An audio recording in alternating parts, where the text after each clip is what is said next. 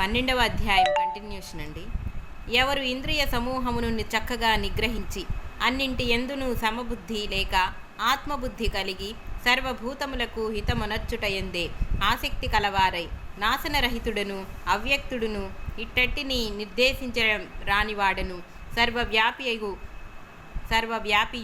భావాతీతుడును చలనము లేనివాడును సుస్థిరుడను అగు కూటస్థుని ఉపాసింతురో వారు కూడా నన్నే పొందుదురు అనగా ద్వివిధోపాసకులను నేనే పరమగమ్యము.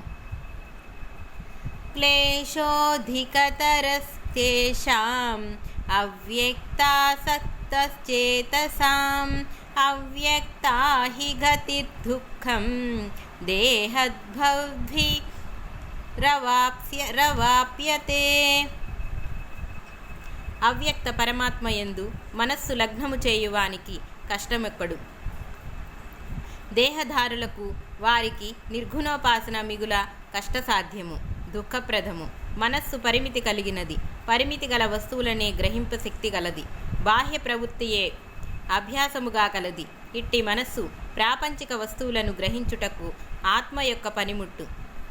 చేతనున్న పట్టకారు చేతి శక్తి వలన బాహ్య వస్తువులను గ్రహించునే కానీ తాను తిరగబడి చేతిని పట్టుకొనుట లేనట్టు మనస్సు కూడా తిరగబడి తనకాధారమగు ఆత్మను గ్రహింపనేరదు. కావుననే మనస్సు యొక్క సహజ ధర్మమును అనుసరించి బాలుర జ్ఞానబోధకు చిత్రప్రతిమన అన్నట్లు సగుణములను సాకారములను అగు బాహ్య లక్ష్యమత్యావశ్యకము. ఇట్లు లక్ష్యమును ఆశ్రయించి స్థిరమై ఏకాగ్రమున మనస్సు అంతర్ముఖమై ఆత్మయందు లీనమగును. అట్టి స్థిరచిత్తము లేక ఏకాగ్రచిత్తము లభించు వరకు ఏదో ఒక బాహ్య చిత్రము ప్రతిమను లేక మానసిక ప్రతీకయో ఆవశ్యకము. చిత్రములు ప్రతిమలు మనస్సునకు లక్ష్యమునుగా ఉండుట మాత్రమే కాక వాటి వలన స్థిరత్వము, అభిమాన రాహిత్యము, నిర్ద్వంద్వత్వము మున్నగు గుణములెన్నియో అలవర్చుకునవచ్చును. నిర్గుణోపాసన ఆయన మనస్సు సంకల్పరహితమై ఆత్మయందు విలీనమగుటయే. ఇది జనసామాన్యులకు అవశ్యము, అశక్యము, కష్టసాధ్యము, దుఃఖప్రదము. ఏ తు సర్వాణి కర్మాణి మయి సన్యస్య మత్పరాః అనేన్యనైవ యోగేన మాం ధ్యాయంత ఉపాసతే తేషామహం సముద్ధర్త మృత్యు సంసార సాగరాత్ భవామి న చిరాత్ పార్థ మయ్యావేశిత చేతసాం.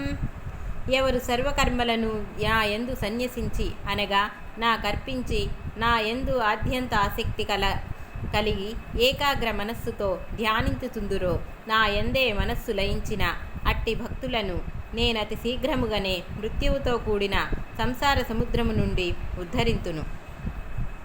ఇట భగవానుడు అనన్య భక్తులకు మరి ఒకసారి అభయమొసంగుచున్నాడు. మయ్యేవ మన ఆధత్వా మయి బుద్ధిం నివేశయ నివసిష్యతి మయ్యేవ అత ఊర్ధ్వం న సంశయః. నీ మనస్సు నాపై స్థిరమునర్పుము, బుద్ధిని నాయందే విలీనమునర్పుము. అటు పిమ్మట నీవు నిస్సందేహంగా నాయందే వసింతువు. మనోబుద్ధులను భగవత్తర్పణ మొనర్చినచో అనగా భగవంతునిపై సుస్థిరముగా నెలకొల్పినచో జీవితమంతయు దైవికమగును. పంచదారును నీటియందు కరిగించినచో ఆ నీరు ఆకారమున జలమైనను దాని గుణధర్మములు పంచదారగననే అయినట్లు మనోబుద్ధులు భగవతత్వములో విలీనమైనచో ఆకారము మానవాకారమైనను వ్యక్తి గుణధర్మములన్నీయు ఈశ్వరునియే యుండును. అథ చిత్తం సమాధాతుం న శక్నోషి మయి స్థిరం అభ్యాసయోగేన తతః మామిచ్ఛాప్తం ధనంజయ నా యందు మనస్సు స్థిరముగా నెలకొల్పుటకు సాధ్యము కానిచో అభ్యాస యోగము వలన నన్ను పొంద యత్నింపుము. చంచలమగు మనస్సు స్థిరమగుటకు సాధన అవసరము. 6వ అధ్యాయమందు వివరించబడిన ధ్యాన యోగాభ్యాసము వలన మనస్సు చాంచల్యమును వీడి ఈశ్వరుని యందు స్థిరమగును. అభ్యాసేప్యమసమర్థోసి మత్కర్మ పరమో భవ మదర్పమపి కర్మాణి కుర్వన్ సిద్ధిమవాప్స్యసి. ఈ ధ్యానాభ్యాసము చేయుట అసమర్థుడనేవి నా సేవా కార్యములనర్చుట ఎందే తత్పరుడవు కమ్ము. నాకు ప్రీతికరమగు కర్మ ఆచరించటం వలన కూడా సిద్ధనొందెందవు. మానసిక సాధన చేయజాలని వారికి కాయిక వాచిక సేవా కర్మములు కార్యసిద్ధి నొసంగునని చెప్పబడినవి. 3 కరణములలో అంతఃకరణము సూక్ష్మమును ప్రబలమును అగుటచే దానితో సాధన చేయుట అందరికీ సులభ సాధ్యము కాదు. కావున మధ్యమ తరగతి ఆ సాధకుల కొరకు భగవానుడు కాయిక వాచి కర్మలను భగవత్ కైంకర్యములకై చేయ నియోగించుచున్నాడు. ఈ సాధన కూడా క్రమక్రమంగా మనస్సును స్థిరమనర్చి మోక్షమునిచ్చును. మనస్సు బహిర్గత మగుటకు వాక్కాయములే ద్వారములు. ఈ ద్వారములు రెండిటిని ఈశ్వరి సేవయందు లేక సద్గురు సేవయందు సదా నియమించినచో మనస్సు బయటికి పోవుటకు దారి తెన్నుతు లేక క్రమక్రమంగా ఉపశమించును. ఈ సాధన క్రమము ఆశ్రయించినయే సద్గురువుల ఆశ్రయము మందు దైనందిన కార్యక్రమమును ఏర్పడియుండును. రేయింబవలు అన్యచింతల అవకాశమేయక ఈశ్వర స్మరణ లేక సద్గురు సేవ ఎందే కాలము గడపబడును.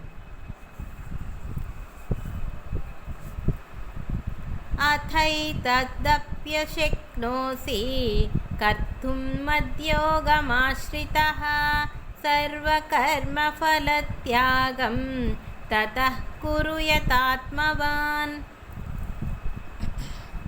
నన్ను పొందగోరి యోగము ఆశ్రయించుటకు నాకై కర్మలాచరించుటకు కూడా సమర్థుడు కావేని మనస్సును నియమించి నీ దైనందిక వ్యాపారములను ఫలములను నా కర్పింపుము.